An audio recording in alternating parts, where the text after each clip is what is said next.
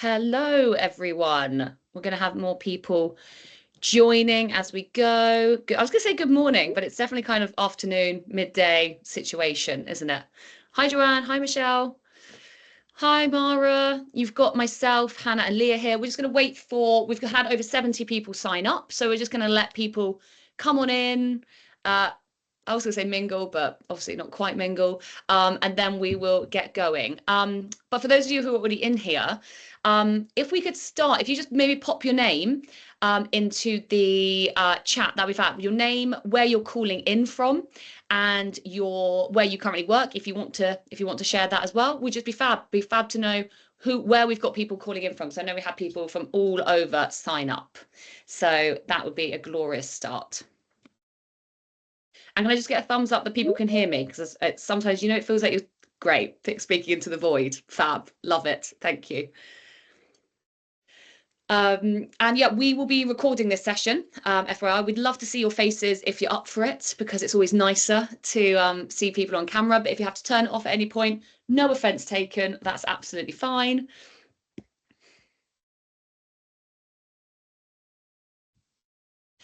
And oh yeah, loads of people coming in. Amazing, amazing, amazing. So let me just get the chat up. Oh, wonderful. So yeah, pop in your name, where you're calling in from, where you work, maybe how you're feeling today. Anything of that ilk into the chat to get us going would be fabulous. And we'll really start kicking things off in a couple of minutes. This is our very first Second Nature Sisters Careers webinar, and we're excited to be doing this type of thing. In terms of who you've got on the call, I'll give us a proper introduction in a second when we've got a few more people on here. But it's really fab to see so many faces. We're growing really quickly as Second Nature Sisters. We really appreciate everyone who's already in it, been in it since the beginning, who's sharing it. The feedback's been fab, and it means we can keep growing it, keep doing great events, keep helping people smash it in sustainability or get into sustainability. So I'll just give it a few more seconds before we really kick off. But so nice to see so many of you. We've got quite a few from London. We've got some graduates. We've got people already working in environmental consultancy. We've got people in fashion, in equestrian sport. Oh, I mean, I've always worked in sport myself. So the sport sustainability section situation, I love. Right. Okay. We'll kick off and then lots more people will come in. But first of all, so lovely to see so many of you here. Welcome to our first careers webinar at Second Nature Sisters. I'm going to start by saying who we are and who's running this today. So you've got myself, Jess Silva, who's one of the co-founders at Second Nature Sisters. And we have also got, I don't know if Fee's going to be joining us in a second, but we have got Leah on the call. Leah, give us a wave, who's coordinator at Second Nature Sisters, who you'll have probably received quite a lot of emails from and bits and bobs. And then we've got the wonderful Hannah Phang from the Now Work, who's going to be talking us through sustainability today. There's Hannah. So that's us. And I want to just start off by giving people a little bit of context on Second Nature Sisters. Some of you might know, some of you might not, some of you might be new, but to give you a very quick whistle stop, we started Second Nature Sisters just in April this year. And we've now got over almost 700 sisters in the sisterhood, which is epic, from all over the world. And it's growing in a really lovely way, organic way, and so many people getting involved. And the reason why we set it up, well, there's quite a lot of reasons why we set it up. And there's some funny explainers of this on our Instagram channel and amongst other things. But me and Fiona we were quite fed up, shall we say, about how things were going in sustainability, and sometimes at some of the in some of the spaces we were speaking in, and we're like, let's shake this up a bit. Can we do something different? We want to create a space exclusively for women who want to work or already work in sustainability and add some spice whilst doing it. And we've got three main pillars of that. We've got community, we have got inspiration, and we have got careers. And of course, that's where this one fits in today. Now, before we jump in, if you do want to pop your camera on, we'd love to see your faces and see some engagement. So totally up to you. But if you're not, or you might have got given this link to join this webinar today just through a friend. If you're not already part of the sisterhood, you can sign up for like 30 seconds now. Super easy. I think most of you already are, which is amazing. Secondly, make sure you're following us across social media, etc., etc. And the one big ask today is, if you enjoy today, if you get anything from it, or you like what we're doing, you just like the vibe of the sisterhood, we'd really appreciate you just sharing it with a friend or two. So whether that's on WhatsApp, just sharing the Second Nature Sisters website sign up link, a little post on LinkedIn, just saying, I'm part of this community, it's doing good things, get involved. It would go a long way, because we currently fund it all and we want to grow it. We want to help more people get involved and add spice to sustainability. So a little share goes a really long way from us. And then, I just want to give you a quick update on some things that are happening in the Second Nature world. So next 2 weeks, we're going a bit conference mad. Both Fiona and I will be at Sport Positive next week. And we'll also be at Blue Earth Summit the following week. You might have seen that update in our email as well. If you're going, let us know. Drop us an email, even saying here. I know some of you will be at one of the conferences. We've got discount tickets available for everything as well.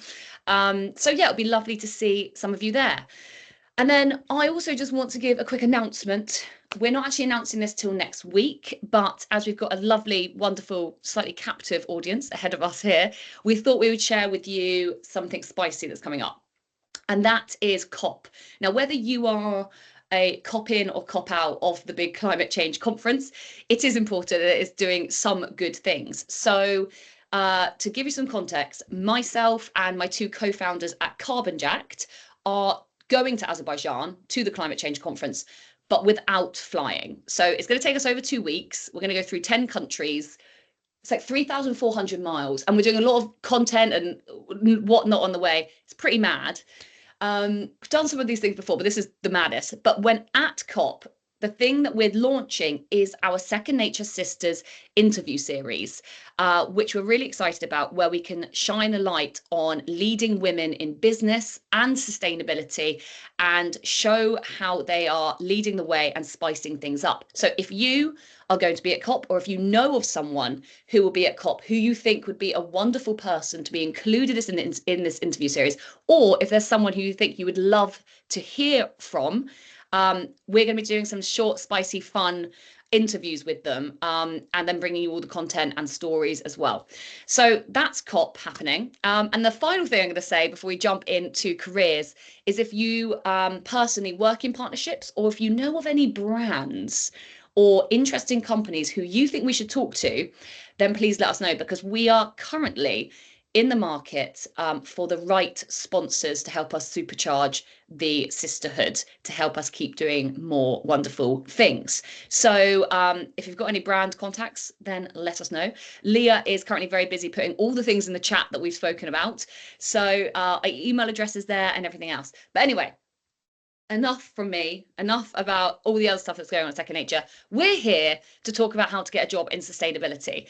So the wonderful Hannah Phang will be leading this. It's going to take us up until 1 o'clock, and we were doing a Q&A at that point. So if you want to stay with us at that point, you're very welcome. If you have to drop off, it's fine. You'll have Hannah's email address, you'll have our email address to throw over any questions. If you do have questions as we're going through, pop them in the chat, because we might be able to pick them up and Hannah might be able to see them and talk about them then.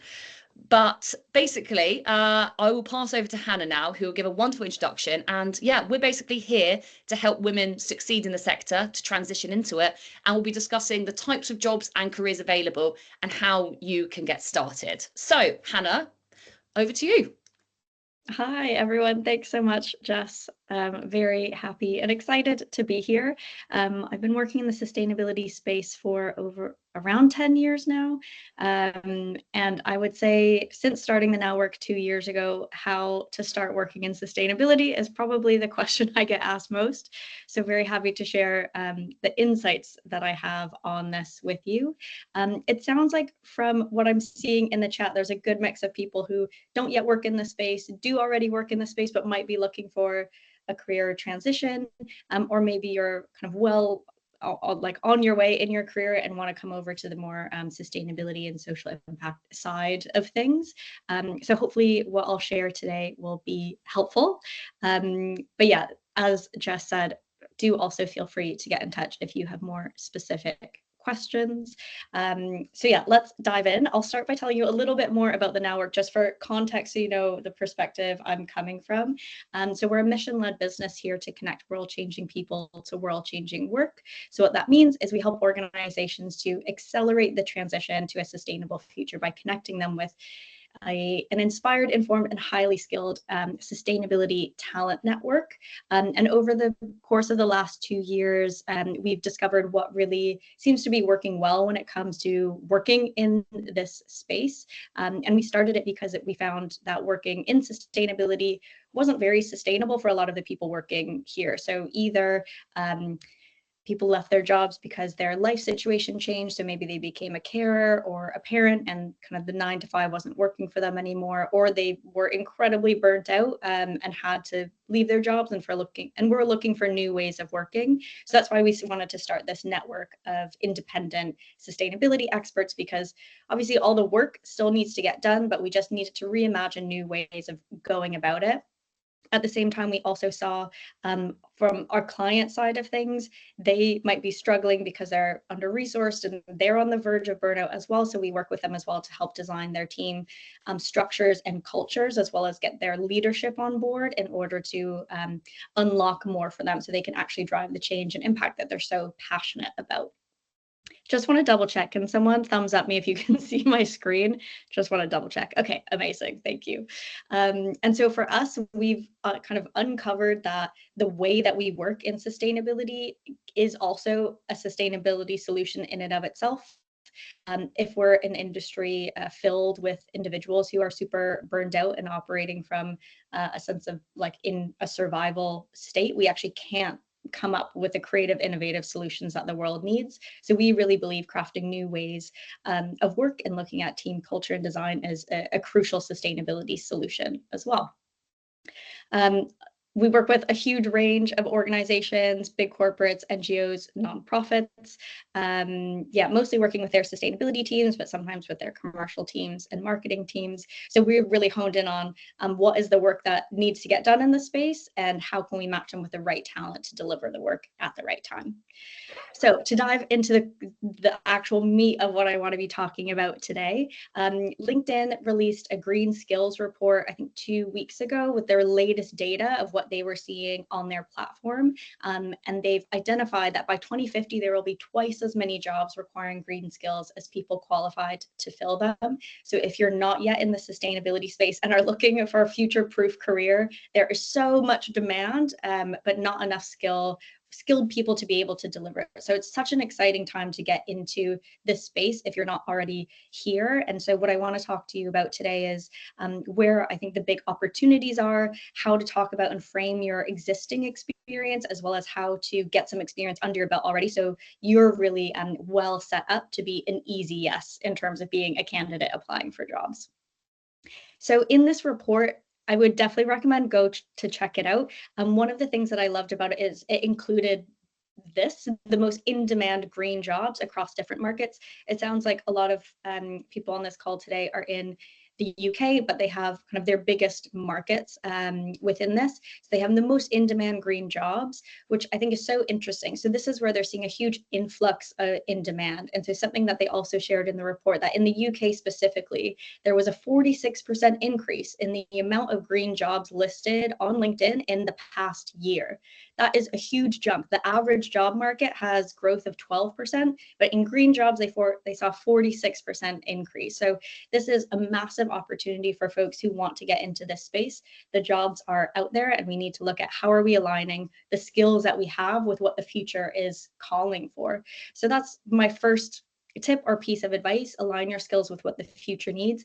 A couple of really tactical things to do here is look at what's happening on a national level. So what's happening within the government that's saying we need to reach X target, what are the skills that are needed to get there. If you're looking to get a job at a specific type of organization, go have a look at what their sustainability targets are, what's in their strategy, and what are the skills that are going to be needed in order to help them deliver that.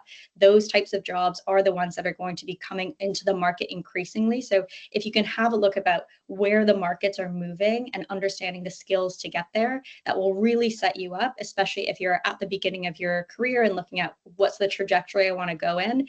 That's quite a strategic way to start looking at where the jobs will be in the market. So that's my tip number one. Something else that I want to talk about, and this is a great example, is with the company Ørsted. I don't know if you've heard about them. They're a Danish energy company.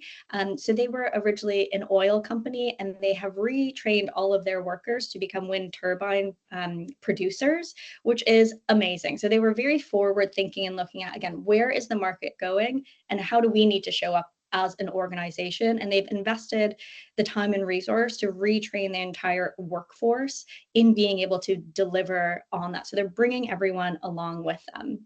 And with that, I'm sure you've seen, if you work in the sustainability space, I don't know about you, but people cannot stop talking about CSRD, which is a new reporting directive. So usually public companies have to do some sort of ESG reporting. Now this is mandating that a lot of other private companies, when they get to a certain size, will also have to be reporting on that.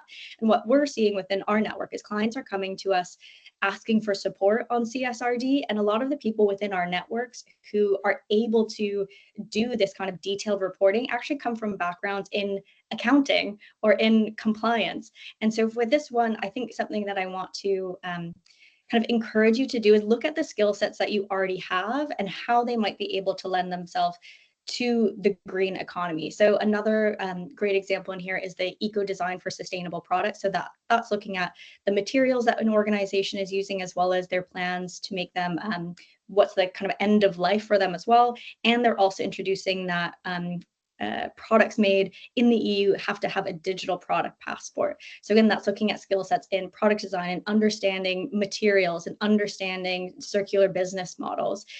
So that's a lot of like transferable skills that you might have had from other ways of working in product and design and materials that you can then frame as being really relevant to where you know the market is going. So again, something to think about is looking at what is the transition that needs to happen and what might your existing skills be that are really relevant to the green transition. And that's something that we work with a lot of our community on, is how do you reframe the current experience that you have as something relevant to a green job.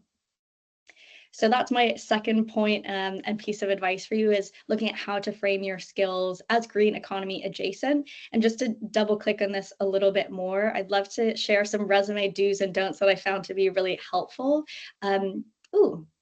These are coming up in a weird order. Anyways, here they are. Okay, so my first one is to tailor each resume to the role that you're applying for.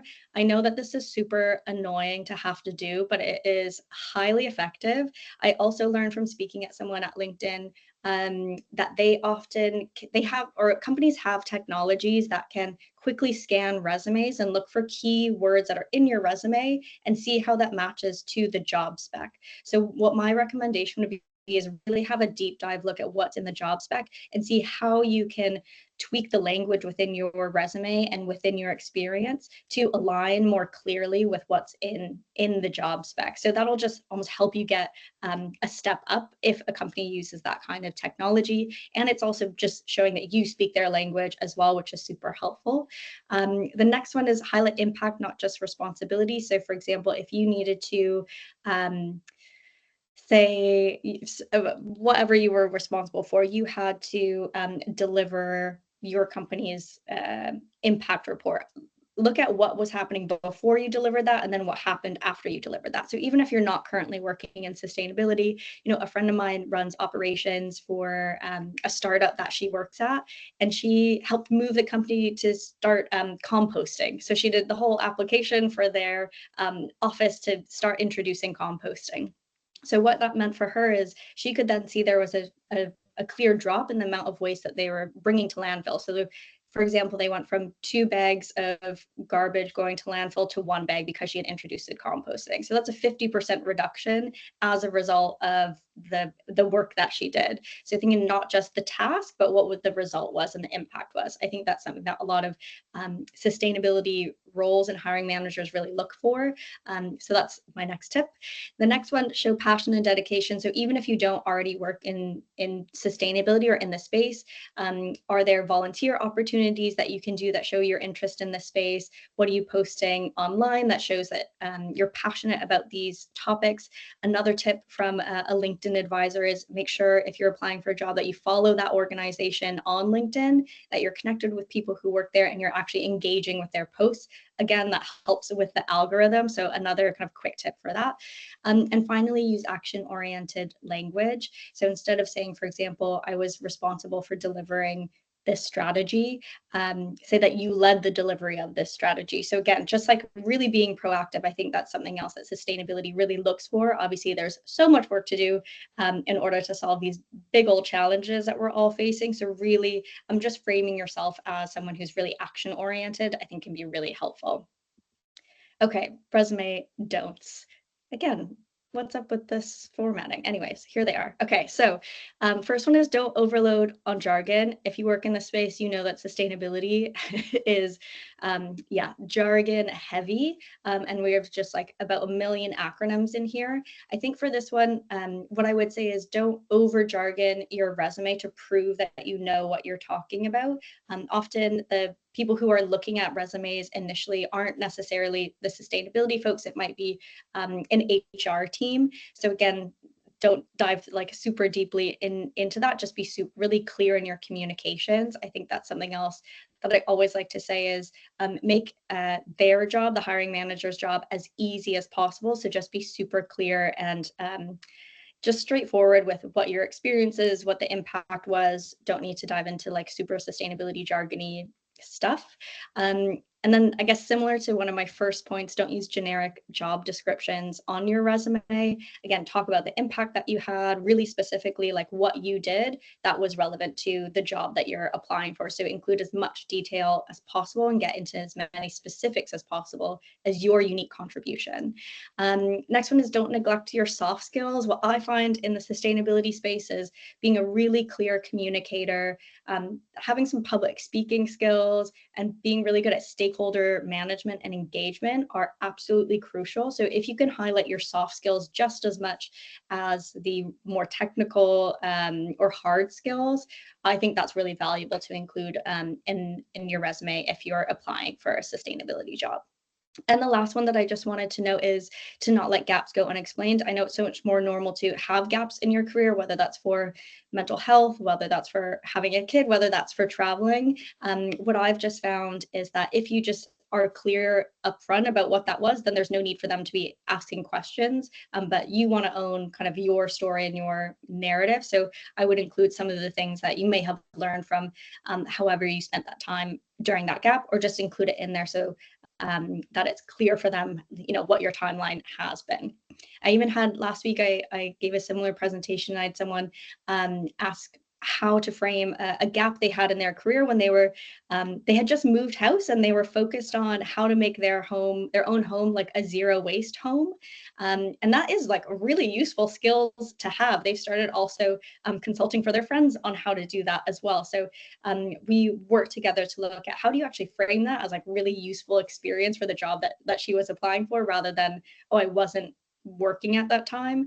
She was just working in a different way that wasn't necessarily like a 9-to-5 paid job. So that was my tip for that one. Okay. My next one is try to get as much experience under your belt as you can. And this is not like when you apply for like an entry level job and they say, oh, you need 3 years experience. And you're like, well, I need a job in order to get that experience in order to apply for this job. These are my tips of how to start getting this regardless of where you're at in the job that you're in. So first is leverage your current role. The amount of friends that I had who has started working in sustainability because they transitioned a role within their current organization is huge.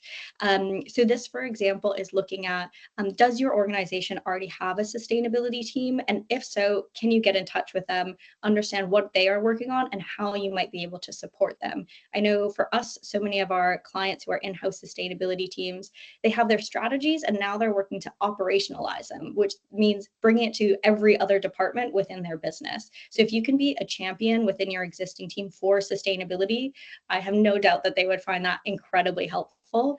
A friend of mine works for an engineering company and they needed to do it. I can't remember the name. It was like an ISO 1401 certification. And she helped to lead that project because the sustainability team was already at capacity and she could help build that on. So look at what's happening on impact and sustainability within the company you might be working for and how you can start getting involved in that. And that's then something that you can add as relevant experience on your resume. And if you're at an organization that doesn't do anything in sustainability at the moment, wow, what an amazing opportunity to dive in. Look at, potentially present to them what are the risks of not doing anything in this space. Look at the incoming regulation, look at consumer demand, and maybe start to put together some ideas of how you think they can start on their own sustainability journey. And if you're the one to lead that, I've seen, again, a lot of my colleagues in the space now, that's exactly how they got started. A friend of mine who's now very senior sustainability professional at a huge tech company, she started writing blog posts for a company that she was a temp receptionist at. And they said, a client asked them about what they were doing for sustainability, and the CEO came and asked, who the heck is writing these sustainability blog posts? We need them. And that's how she ended up starting her career in sustainability. So see how you can leverage your current role and your current job to get some experience. Next one, start your own project. So this is something that I did, and I think it's much easier today than when I did it like 10 years ago. So I was trying to apply for a master's program in social innovation. I'd been working in marketing and advertising, but I wanted to show that I was really passionate about the space and kind of understood what needs in the market were. So I actually started my own like all natural sustainable skincare brand. I did kind of all the branding for it, the formulations. I didn't like launch it. I just used it as a case study to show that I understand the space and had the relevant skills that I was like looking to expand into. Again, I think now more than ever, it's easier than ever to start a side hustle in this space, even if your side hustle is something like content creation. Again, that's another way to show that you understand the space, you're developing relevant skills, and just showing that you're very proactive and know how to build something from nothing, which is so often the case for people who work in sustainability. The next one is same role, sustainable brand. So, places like Patagonia need lawyers and accountants and operations managers. If you're in an existing role and just can make a lateral move over to a company that is more sustainability minded, again, that's a great way to get into the space. And hopefully, it feels like a good stepping stone for you, even if you're doing the same role. You'll just by being in that new kind of environment, there's different types of conversations. You'll get more familiar with kind of the language, all of the acronyms, as we've said, in this space, and help build up your experience that way.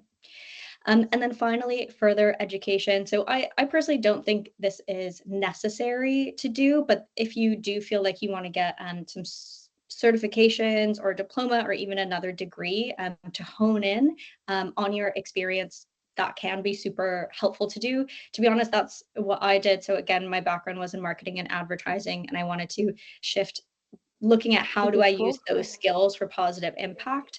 So that's how I did it. There's some great courses. I mean, it depends on what you want to do. So some great courses that are online, like from Coursera, from FutureLearn. LinkedIn Learning also has a lot of great resources. If you want to get into something that perhaps is a little bit more technical, check out IEMA, which I always forget what that means, but it's the Institute for Environmental Management and I want to say assessment, something along those lines. those lines. There's also kind of online resources in places called the SDG Academy. So you can learn more about sustainability there. And if you want something that's a little bit more formal, you can check out the Cambridge Institute for Sustainability Leadership. They have a wide range of courses as well, from I think like 8-week programs all the way to master's degrees. The other thing that I'm noticing is a lot more MBA programs also have sustainability lenses. So I actually know a few people who work in the space now who went to the business school at Oxford, and they had a whole sustainability kind of work stream on it. So I think there's lots of opportunity there if you do feel like you want to get that extra certification or education in the space. Okay, so these are my overall takeaways. Hopefully, yeah, sprinkled with some very tangible things that you can do next. So one, align your skills with what the future needs. So for that one, just start doing some digging and doing some research on where the market is going. And if you're looking to start your career, that can be a good way to look at what different tracks to go down.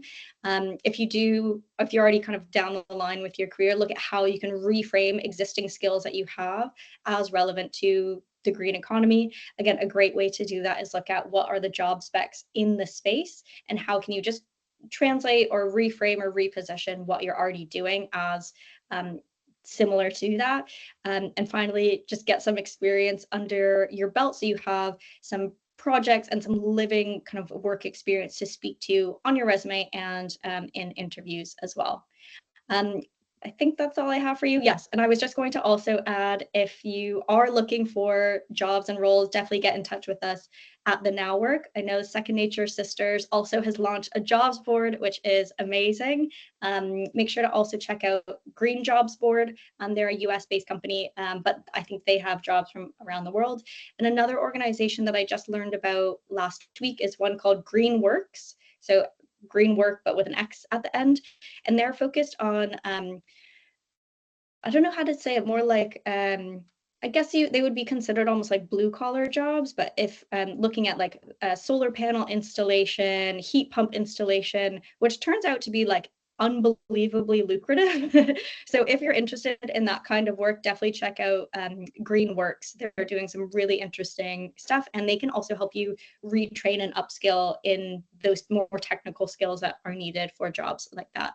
Okay, I'm at 1 minute past the hour. Thank you so much. Please let me know if you have any questions. But yeah, hopefully that was helpful. Hannah, that was so good. We're going to stay on the line, everyone. We wanted to do 30 minutes today because we appreciate everyone's time is so precious. And when you have an hour's call, it's like, oh, that's a lot. So we were like, let's try and smash out in 30 minutes. But appreciate we could have spoken for an hour. So that's why Hannah and I are definitely going to stay on the line now. I've got a few questions that I'm going to ask you, Hannah. Then please, if anyone else has got some questions, pop them in the chat. And otherwise, we'll just organically end this when it feels right to do so. So Hannah, that was amazing. I appreciated that you really rattled through it, and there's a lot more you could talk about. I've got a couple of very specific questions for this kind of group. We're all women, right? And applying for jobs, there's a lot of stats around how women don't apply for jobs when they don't meet over 80% of the criteria, right? I think I just want to highlight the fact that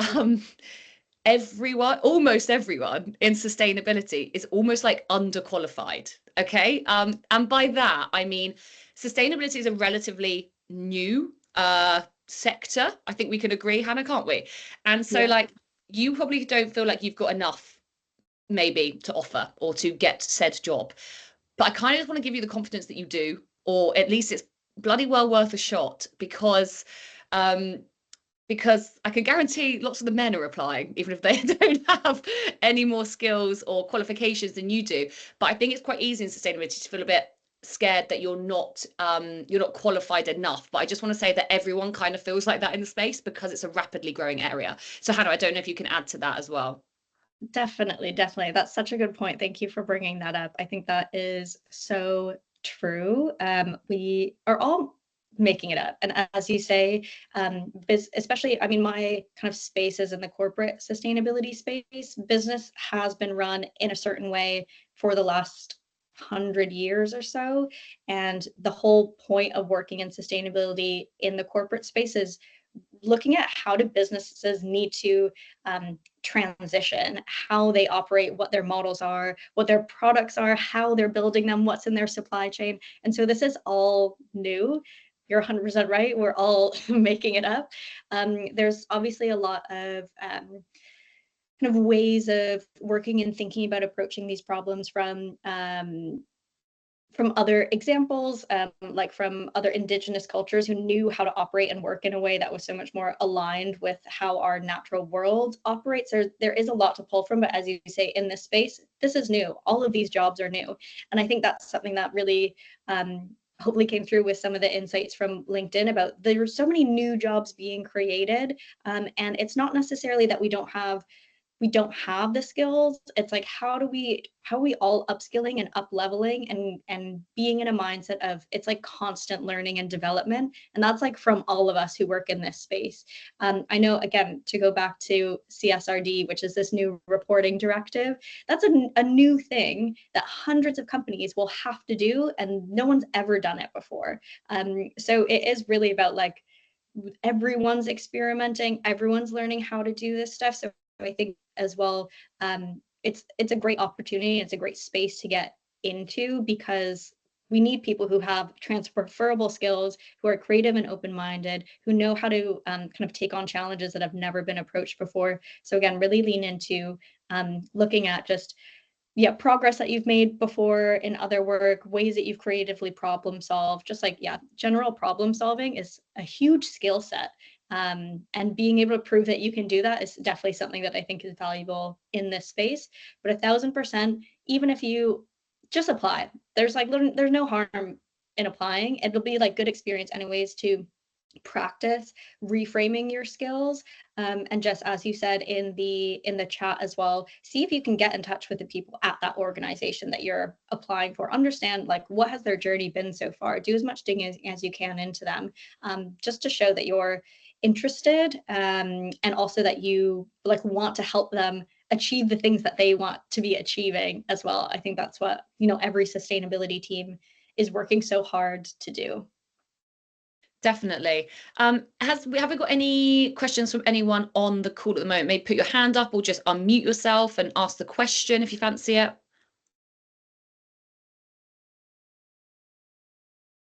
Silence. Alas, I do want to touch on qualifications because although you don't need them to be able to work in sustainability, there's a lot of people who would like to do some further legitimate learning, shall we say, that's recognized. So Hannah, there's a lot of different courses out there from the likes of the Cambridge course and all sorts. So I'm wondering if you've got recommendations on that.